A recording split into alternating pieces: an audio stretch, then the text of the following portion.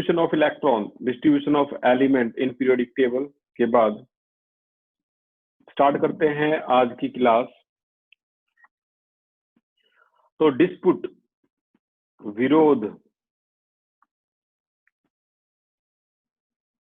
जो था कि किसी भी एलिमेंट जो भी डिस्कवर हुआ है तो वो साइंटिस्ट के नाम पे होना चाहिए या नहीं होना चाहिए। तो मैंने बताया था अमेरिका और सोवियत, दो अलग अलग कंट्री के अलग अलग साइंटिस्ट ने एक ही एलिमेंट को डिस्कवर कर लिया और अब वो कह रहा है कि इसका नाम रदरफोर्डियम होना चाहिए, रदरफोर्डियम, और ये कह रहे हैं इसका नाम कुर्चेटोवियम होना चाहिए। ठीक है, एलिमेंट का नाम। तो इस डिस्प्यूट को सॉल्व करने के लिए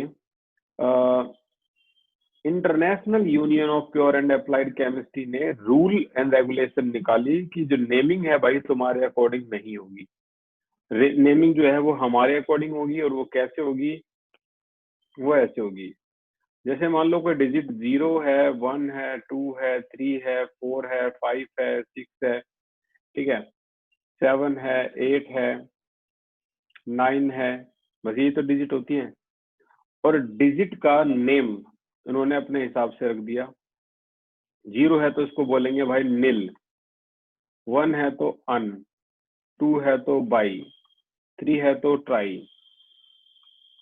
4 है तो क्वाड, 5 है तो पेंट, 6 है तो हेग, और यहाँ 7 जो है वो हेप्ट नहीं है, सेप्ट है, 8 है जो ऑक्ट है, और 9 है वो इन। ठीक है ना? अच्छा, अब और क्या रूल था? और रूल ये था कि एब्रीवेशन जो इसकी इस्तेमाल होगी, एब्रीवेशन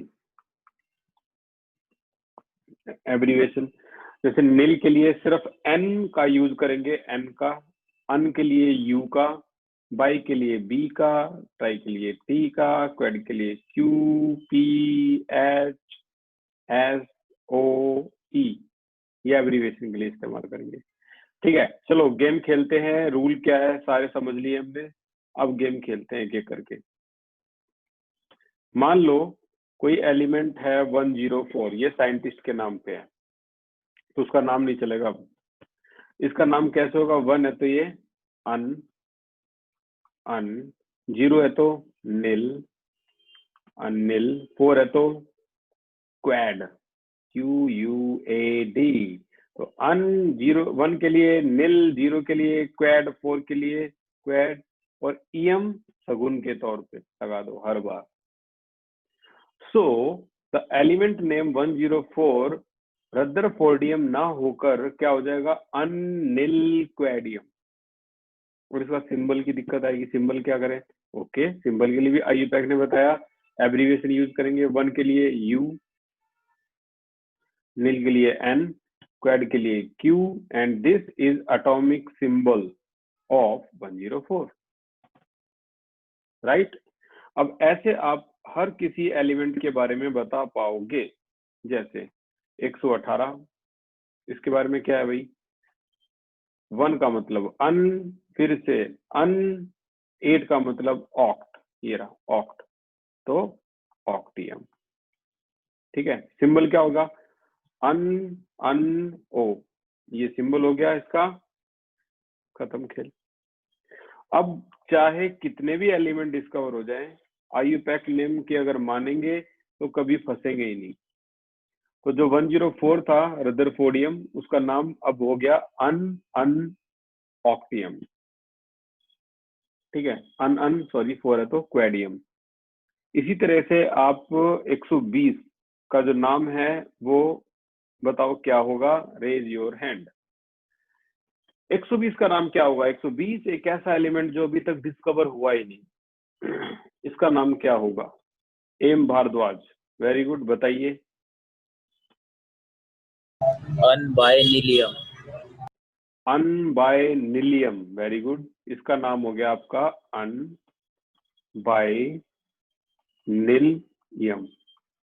ठीक है, ये हो जाएगा। सिंबल UBN, ये इसका सिंबल हो गया। तो ये एक बात याद रखना, आपका जो 1 मार्क है इस चैप्टर का, वो आपका इससे आराम से मिला पड़ा है। क्यों छोड़ रहे हो फ्री के मार्क्स? ठीक है, और आगे चलते हैं। अब डिस्कवरी ऑफ एलिमेंट की बातें स्टार्ट होगी यहां से। डोबेराइनर, एक था साइंटिस्ट जिसका नाम था डोबेराइनर,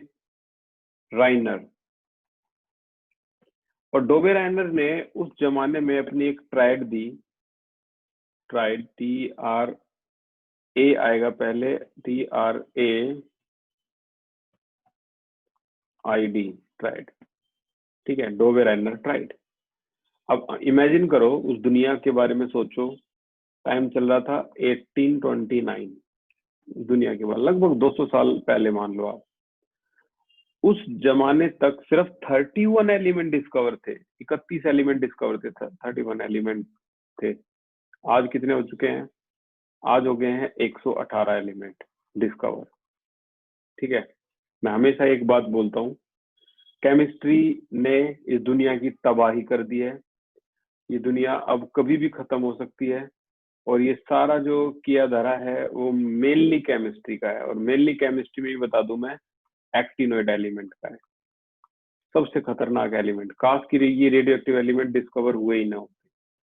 ठीक है, तो इतने बड़े बड़े जो वेपन बन चुके हैं, वो दुनिया एक बारूद के ढेर पर बैठी हुई है। जिस दिन इसमें 3rd वर्ल्ड वॉर हुआ, गेम ओवर। तो डोबेराइनर ट्राइड, साइंटिस्ट लगे हुए थे, पूरी तरह से लगे हुए थे, कौन एलिमेंट डिस्कवर करेगा और कौन उन डिस्कवर्ड एलिमेंट को एक डिस्ट्रीब्यूटेड पैटर्न में लगाएगा। जैसे आज की मॉडर्न पीरियोडिक टेबल है, 118 एलिमेंट एक सिस्टमैटिक तरीके से बिल्कुल अरेंज है, बिल्कुल सिस्टमैटिक तरीके से। आप किसी भी ग्रुप को देख लो, सभी की प्रॉपर्टी सेम होगी। तो वो उस जमाने में जब पता ही नहीं था, तो सभी साइंटिस्ट लगे हुए थे, कोई बहुत हार्ड वर्क कर रहा था, कोई तुक्के मार रहा था कि कैसे न कैसे हो जाए डिस्कवरी। तो डोबेराइनर ने एक ट्रिक बताई, और वो क्या थी, जैसे लिथियम, सोडियम और पोटेशियम। लिथियम का उस जमाने में एटॉमिक नंबर का नाम की कोई चीज थी ही नहीं, एटॉमिक मास चलते थे जो ये मेजर कर लिया करते मास को। ठीक है ना, नंबर तो बहुत बाद में आए मॉडर्न पीरियोडिक टेबल में। लिथियम का मास था 7। इनके पास कुछ एपरेटस हुआ करते थे जिससे ये किसी भी एलिमेंट का मास निकाल देते थे। ठीक है ना, 7। आपको तो पता है मास जो होता है किसके अंदर होता है, प्रोटॉन और न्यूट्रॉन के सम के अंदर होता है। सोडियम का इसी तरह 23 मेजर किया, पोटेशियम का 39 मेजर किया। तो ट्राइड, ट्राइड का मतलब 3 की लिस्ट ऐसी बनाई डोबेराइनर ने कि पहली और तीसरे एलिमेंट का जो एवरेज है वो इसके बराबर आता था। जैसे करके देखो, 7 और 39 का एवरेज निकालो, तो आपको पता लगेगा ये आ गया आपका रफली या पूरा एक्यूरेट क्या, 23। ऐसे उसने कई सारी ट्राइड बनाई, 1 2 3 4, मान के चलो 5 ट्राइड बनाई ऐसे ऐसी। लेकिन जब वो 20 कैल्शियम से ऊपर एलिमेंट में इसको फिट करने लगा, तो ये रूल कारगर नहीं हुआ। ठीक है ना, तो डोबेराइनर ट्राइड जो थी वो लिमिटेड थी ओनली फॉर पर्टिकुलर एलिमेंट। आगे ये ट्राइड फेल होगी, बाकी साइंटिस्ट बोले आगे करके दिखाइयो। डोबेराइनर बोला नहीं नहीं, मेरे से तो बस इतने की हो रही है। डोबेराइनर के बारे में आपको क्या स्टेटमेंट लिखनी है, जो आपके नोट्स में भी है। In 1829, Dobereiner proposed that the element in a tride has similar property. यानी इन ट्राइड की तीनों में, अब आप हो गए इससे फायदा क्या हो गया, चलो ये हो तो गया, इससे फायदा क्या होगा, तो तीनों एलिमेंट की प्रॉपर्टी क्या होती है, सेम होती है। इन ट्राइड का ये फायदा था। He state that when element are arrange in order of their increasing atomic mass, increasing mass के हिसाब से अरेंज कर दिया जाए, the atomic mass of middle element, बीच वाले का जो एटॉमिक मास होता है वो सिमिलर होता है to the average mass of other 2 element, इन दोनों के एवरेज। बस ये बात इतनी बताई डोबेराइनर ने। लिमिटेशन क्या थी, इसकी जो ट्रायड थी वो लिमिटेड थी ओनली फॉर पर्टिकुलर एलिमेंट, कुछ ही एलिमेंट तक लिमिटेड थी। ठीक है, ऐसी जरूरी नहीं कि एक ही ट्रायड है, ऐसी ऐसी आपको एनसीईआरटी में 3-4 ट्रायड और मिल जाएगी। चेक करते हैं एनसीईआरटी अभी तक है या नहीं है, जल्दी से इसको भी मैं ऐड कर दूंगा। 1 2 3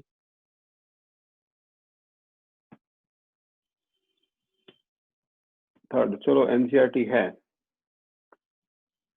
ये देखो, ये सब ट्रायड जो है ये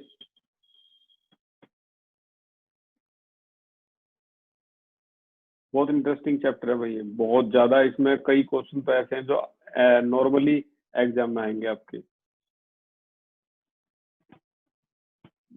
मॉडर्न पीरियोडिक टेबल, और ये हमारा डोबेराइनर आ गया। ये लिस्ट थी पूरी।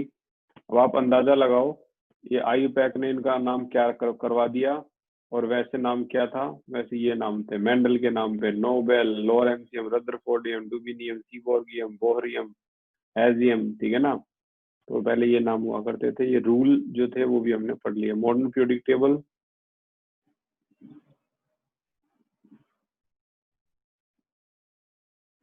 ये था आपका डोबेराइनर ट्राइड। यहाँ पर देखो, एक ट्राइड ये है, एक ट्राइड ये है, एक ट्राइड ये है, 3 ट्राइड तो यही दे रखी है। ठीक है, तो मिडिल एलिमेंट का जो एवरेज है वो बाकी 2 एलिमेंट का होता है, ये आपने सीख लिया। अगले साइंटिस्ट की तरफ मूव करते हैं जिसका नाम था Newland. Next scientist was Newland, law of octave. Newland, law of octave. Music सुनने का बड़ा शौक था। म्यूजिक के जैसे हिंदी में होते हैं ना 7 लेटर, सा रे गा मा पा दा नी, सा रे गा मा पा दा नी। हम हमेशा पा दा नी के बाद दोबारा सा बोलते हैं, सा। वो क्या सा अलग से होता है क्या? नहीं, कभी भी नहीं बोल होता वो अलग से। वो दोबारा सा वही आ जाता है। सा रे गा मा पा दा नी सा, उन सा वो दोबारा वही आ गया। तो ये 7 ये होते हैं 7 सुर। 1 2 3 4 5 6 7। ठीक है, अब 1865 में, ठीक है, इंग्लिश नोट भी होते हैं क्या? डो रे मी फा सोला टी, ये इंग्लिश नोट है भाई। जो इंग्लिश म्यूजिक होता है उसके नोट कौन से होते हैं? डो रे मी फा सोला टी, सोला टी, ये इंग्लिश नोट है। अब इन सभी में उसने कहा कि हर पहले एलिमेंट की प्रॉपर्टी 7th के इक्वल होगी। हर फर्स्ट एलिमेंट की प्रॉपर्टी 7th के इक्वल होगी। ठीक है ना, जैसे मान लो हम डो रे मी फा सोला टी की जगह सारे गामा पादा नीसा ये लेके चले, तो देखो जैसे अगला सा यहाँ आ गया ना यहाँ पे, तो अब इसकी और इसकी प्रॉपर्टी क्या है? सेम है। वैसे ही इन इंग्लिश जो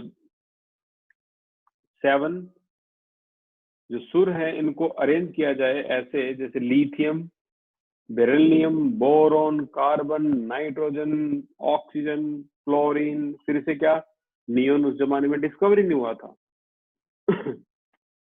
सोडियम यहाँ आ गया, sodium, magnesium, aluminium, silicon, phosphorus, sulphur, chlorine, potassium, calcium.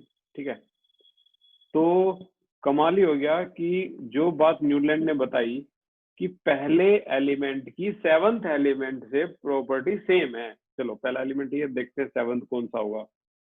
1 2 3 4 5 6 7 8, first और 8, फर्स्ट और 8 की प्रॉपर्टी हमेशा सेम होगी, होगी सेम। अब आप सोचोगे ये तो यार चल छोटी सी बात है। नहीं, छोटी बात नहीं है, बात तो सही थी। ये देखो, अगर मैं कार्बन से शुरू करूं तो देखो 1 2 3 4 5 6 7 8, अगेन इस दोनों की प्रॉपर्टी सेम होगी। इसी तरह अगर मैं नाइट्रोजन से शुरू करूं तो आंसर क्या आएगा? फास्फोरस। और तुक्का सही लग रहा था, काम सही बन रहा था, मजे आ गए थे। मैग्नीशियम की अगर मैं बात करूं तो यहाँ मैग्नीशियम की प्रॉपर्टी जो है वो किसके इक्वल होगी? कैल्शियम के। देखो 1 2 3 4 5 6 7 8, every first and eighth element have similar property. ये बात बता दी न्यूलैंड्स लॉ ऑफ ऑक्टेव। सुर को इंग्लिश में क्या कहते हैं? Raise your hand. सुर लगाओ, सुर इंग्लिश में क्या कहते हैं? सुर को कोई बता सकता है? म्यूजिक। किसी को कोई दिलचस्पी नहीं सुर संगीत में? अभिषेक बताइए। नोट्स। हाँ मेरे को भी लग रहा था। Very good, notes. Every first notes have similar property to the eighth one. तो यहाँ पर न्यूलैंड लॉ ऑफ ऑक्टेव जो था उसकी जो बात थी वो ये थी, according to Newland he arranged the element in increasing order of their atomic mass, number तो थे ही इस जमाने में, and noted that every eighth element have similar property to the first one, जैसे कि आपको पता है। अब बात आती है इसकी कमियां, लिमिटेशन क्या थी? his rules was applicable only up to calcium। Calcium से आगे अगर हम देखें तो ये रूल फेल हो जाता था, ठीक है ना। उसका जो रूल था वो एप्लीकेबल था ओनली अप टू कैल्शियम तक। फिर एंट्री हुई सबसे महान हस्ती की जिसे फादर ऑफ केमिस्ट्री भी बोलते हैं, नाम था मेंडलीव। मेंडलीव पीरियोडिक लॉ, ठीक है। 1869 में मेंडलीव फादर ऑफ केमिस्ट्री बोलते हैं। जब कोई एक सिंगल इंसान बहुत बड़े बड़े काम कर देता है ना, तो उसका नाम ऐसे ही लिया जाता है, जैसे मैंने बताया फादर ऑफ बायोलॉजी एरिस्टोटले, एरिस्टोटल, ठीक है। फादर ऑफ केमिस्ट्री मेंडलीव को बोलते हैं। कोई बताएगा फादर ऑफ फिजिक्स कौन है? Raise your hand.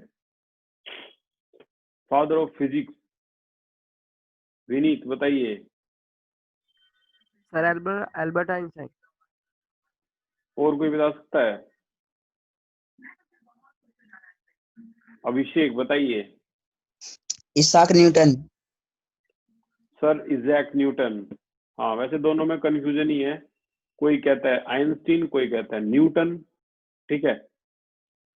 एक सिंगल पर्सन जब बहुत बड़े बड़े काम करता है तो उसका नाम लियोनार्डो दा विंची जैसे नामों में शामिल हो जाता है, जिसने मोनालिसा की पेंटिंग बनाई। आज तक उस रहस्य को कोई समझ नहीं पाए कि वो पेंटिंग में है क्या ऐसा। कहते हैं बहुत जानकारी दे रखी है पेंटिंग में। मेंडलीव पीरियोडिक लॉ ने ऐसी क्या बात कर दी जो इतना पॉपुलर हो गया? तो देखो, पहली बात इसका कंट्रीब्यूशन, महान योगदान क्या क्या था जो बाकी सोच ही नहीं पाए। तो पहला कंट्रीब्यूशन मैं थोड़ा एक्सप्लेन करूंगा इसको, पहले कंट्रीब्यूशन को। ये देखो, मान लो एक सीरीज चली हुई है, एलिमेंट ए जिसका एटॉमिक मास ही डिस्कवर था उस टाइम 7 है, बी 11 है, सी 15 है, डी 19 है। अब ई का मास एकदम से, ठीक है ना, एकदम से कितना हुआ? 27। तो देखो इन दोनों के बीच में गैप कितना है? 4 4 4। यहां एकदम से गैप कितना आ गया? 8। तो मेंडलीव ने यहीं पे दिमाग लगा लिया कि मैं इस एलिमेंट को यहां नहीं रखूंगा, इस जगह को मैं ब्लैंक छोड़ दूंगा, खाली छोड़ दूंगा, ठीक है। और ये बोल दिया कि भविष्य में कभी ना कभी कोई एलिमेंट डिस्कवर होगा जो यहाँ आएगा। अगला एलिमेंट जो ई है वो यहाँ पे है 27। तो ही लेफ्ट गैप, उसने गैप छोड़ा फॉर अनडिस्कवर्ड एलिमेंट जो अभी तक डिस्कवर हुए ही नहीं है। यानी जो फ्यूचर को प्रेडिक्ट कर लेता है ना, वो ये लगा लो बहुत ज्यादा बड़ा नाम हो जाता है उसका। कंट्रीब्यूशन में पहला सबसे बड़ा कंट्रीब्यूशन यही है, he left gap for undiscovered element, left gap for discover element. Spelling देख लेंगे हम, ठीक है। और आप हैरान रह जाओगे, जो गैप वो देखता था ना, उसका नाम संस्कृत भाषा में लिखता था वो। जैसे मान लो इसके नीचे सिलिकॉन है, ठीक है, तो इसका नाम क्या लिख दिया संस्कृत भाषा में, एका सिलिकॉन। मीन वो बोलना चाह रहा है कि भविष्य में एक सिलिकॉन के ऊपर आने वाला एलिमेंट आएगा। ही नेम्ड इट एका सिलिकॉन, एका जर्मेनियम, लाइक इस तरीके से, ठीक है। तो ये भी संस्कृत का लिया हुआ शब्द है। अच्छा, दूसरा सिस्टमैटिक स्टडी की उसने बिल्कुल अच्छी तरह से एटॉमिक मास के, सिस्टमैटिक स्टडी ऑफ एलिमेंट, मतलब पागलपन इस तरह था कि जो उसका रूम था ना, वहां रूम लकड़ियों के बने होते हैं ठीक है, तो रूम की पूरी दीवार पर उसने पिन से सारे एलिमेंट ऐसे चिपका रखे थे, उन्हीं को देखता रहता था। जब ये मरा, इसका फ्यूनरल हुआ, तो इसके फ्यूनरल पे एक बहुत बड़ी पीरियोडिक टेबल भी लेके गए थे इसके स्टूडेंट, ठीक है। तो सिस्टमैटिक स्टडी ऑफ एलिमेंट। अगला जो था डिटर्मिनेशन ऑफ करेक्ट एटॉमिक मास, ये तो वही कमाल की चीज थी, उस जमाने में था ही एटॉमिक मास। तो determination of correct atomic mass, तो इसकी डेफिनेशन जो है वो आज की मॉडर्न पीरियोडिक टेबल से मैच खाती है। इसकी मेंडलीव की क्या डेफिनेशन थी? The chemical and physical property of the element are periodic function of their atomic mass, ठीक है ना। आज की डेफिनेशन क्या है? The chemical and physical property of the element are periodic function of their atomic number. इसने बोला था एटॉमिक मास। तो ये इसके 3 कंट्रीब्यूशन थे। अब आप सोचो कि ये भगवान तो था नहीं भाई, इसमें भी कमियां थी, तो इसकी भी लिमिटेशन आती है एग्जाम में। Limitation of Mendeleev. जो मॉडर्न पीरियोडिक टेबल है ना, वो 15 साइंटिस्ट ने मिलकर बनाई है। तो अंदाजा लगाओ, ये अकेले ने पीरियोडिक टेबल बनाई थी।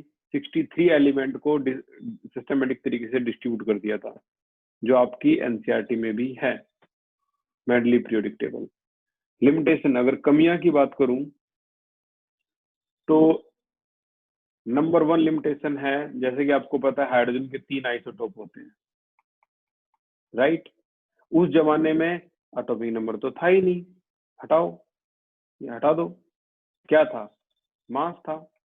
अब मेंडलीव कंफ्यूज हो गया, ये 1 है, ये 2 है, ये 3 है। उसे तो ना पता था ये प्रोटियम, ये ड्यूट्रियम, ये ट्रीटियम, ये हाइड्रोजन की आइसोटोप है। उसने क्या कर दिया, आइसोटोप को भी अलग अलग जगह पे रख दिया। जैसे क्लोरीन 35 भी होता है, क्लोरीन 37 भी होता है मास में, तो इसने इनको भी क्या करा, अलग अलग जगह रख दिया। कंफ्यूज हो गया ना मास को देख के। तो position of isotope was not fix, ये सबसे बड़ी कमी थी जिसने टेबल में नुकसान पहुंचाया। Position of isotope was not correct, ठीक है ना, पहली लिमिटेशन। दूसरी लिमिटेशन थी इसकी, एक मिनट मैं इसको, ये आ गया होगा आपको समझ में, हटा देता हूँ। अच्छा, दूसरी limitation number 2, position of hydrogen was not correct. Hydrogen आज भी एक रहस्य है। Position of hydrogen was not correct. जैसे आज की पीरियोडिक टेबल में हाइड्रोजन कहाँ पे है? Top of the table, separate from the table. इसने हाइड्रोजन को एल्कलाई में डाल दिया, ये भी एक लिमिटेशन है। Number 3, lanthanoid and actinoid do not get proper place in his periodic table. यानी जो लैंथेनॉइड थे एंड एक्टिनोइड थे, उसने उसी टेबल में उसको मिक्स कर दिया, बट आज की मॉडर्न पीरियोडिक टेबल में ये दोनों सेपरेट है। Lanthanoid actinoid do not have proper position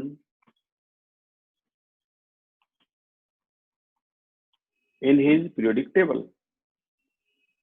तो इसकी पीरियोडिक टेबल इतनी साल पुरानी है, 1869, लगभग 150 साल पुरानी है। और आज भी हम 2020 में इस पॉल्यूशन की दुनिया में इसको आज भी स्टडी कर रहे हैं। ये देखो, ये बनाई हुई थी एक अकेले साइंटिस्ट की, ये पीरियोडिक टेबल थी मैंडली पीरियोडिक टेबल, ठीक है। तो मैंडली का कंट्रीब्यूशन अकेला इसलिए सबसे बड़ा है क्योंकि इस अकेले ने इतना बड़ा काम कर दिया जो कई सालों तक इसकी पीरियोडिक टेबल को मानते रहे। तो फादर ऑफ केमिस्ट्री, और ये पीरियोडिक टेबल जो बनाई है ये मिलके बनाई है कई साइंटिस्ट। हेनरी मोसले एक बड़ा नाम है इसमें, लेकिन इसके कोवर्कर भी बहुत थे हेनरी मोसले के। देखो यहाँ साफ साफ लिखा हुआ है हेनरी मोसले, ठीक है। और इसके कोवर्कर भी बहुत ज्यादा थे। इसके जो कोवर्कर कह सकते हो, स्टूडेंट कह सकते हो, जिन्होंने मिलकर ये टेबल बनाई। इसको कोई नहीं जानता, मैंडली को सब जानते हैं। तो आगे अगर हम चलें तो आगे आती है हमारी वही मॉडर्न पीरियोडिक टेबल। इसके बारे में तो हमने डिस्कशन पहली क्लास में कर लिया।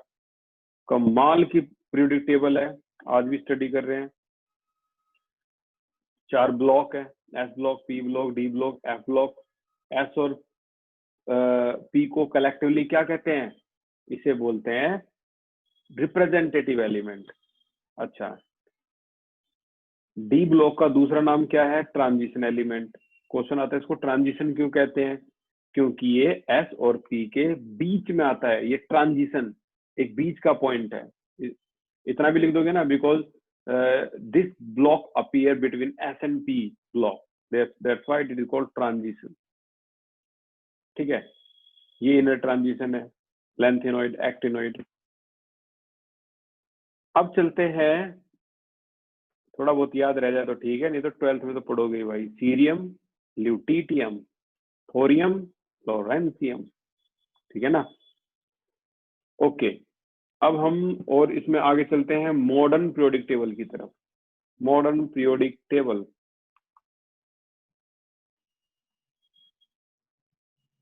so this is modern periodic table।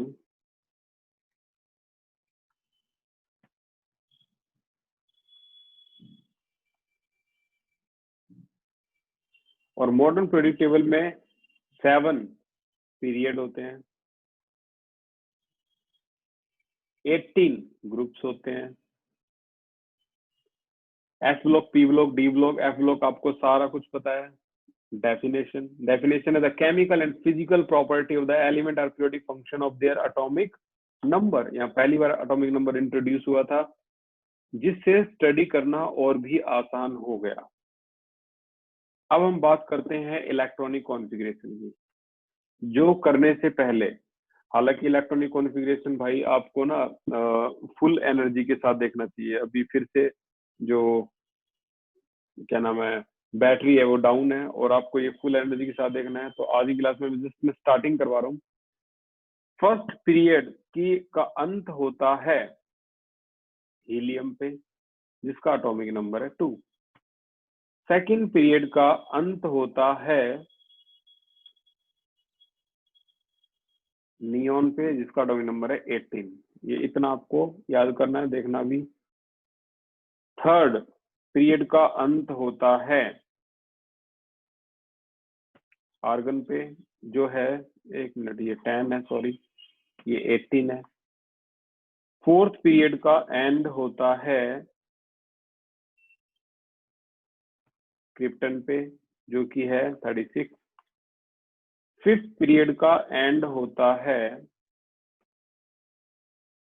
ज़ीनोन पे जो कि है 54। 6th पीरियड, अब यहाँ से एफ ब्लॉक आ गया। 6th पीरियड से क्या आता है, यहाँ से एफ ब्लॉक की शुरुआत होती है। 5 तक तो एफ आता ही नहीं। इसका एंड होता है कहाँ पे, रेडॉन पे जो कि 86। 7th पीरियड का एंड होता है ununoctium, you know very well meaning 118, ठीक है ना। तो आपको कुल मिला के अगर इतनी चीज याद होगी ना, किस एलिमेंट का कहाँ एंड होता है, तो आप ये लगा लो सारी इलेक्ट्रॉनिक कॉन्फ़िगरेशन कर दोगे। चलो देखते हैं आप बता पाओगे नहीं बता पाओगे। बताओ 93 एलिमेंट कौन से पीरियड में आएगा, रेज योर हैंड। देख लो तुम्हारे सामने ये नंबर 93 कौन से पीरियड में आएगा। एम भारद्वाज सबसे पहले, बहुत बढ़िया। प्रिंस बताइए। सर 7th में। 7th में बताया 93 आएगा। चलो चेक कर लेते हैं। 93, वेरी गुड, करेक्ट आंसर है। 46 कौन से पीरियड में आएगा, raise your hand. 46 M Bhardwaj बताइए। Sir 5th period. 5th में 46, ओके, बिल्कुल ठीक जवाब है। 83 कौन से पीरियड में आएगा, 83 अमित बताइए। रेनू बताइए। 83 सर 6th पीरियड में। 6th period, very good, correct answer. बस आपको इतना पता करना है, ठीक है ना, बस, ज्यादा नहीं। 29 कौन से पीरियड में आएगा, रेज योर हैंड। 29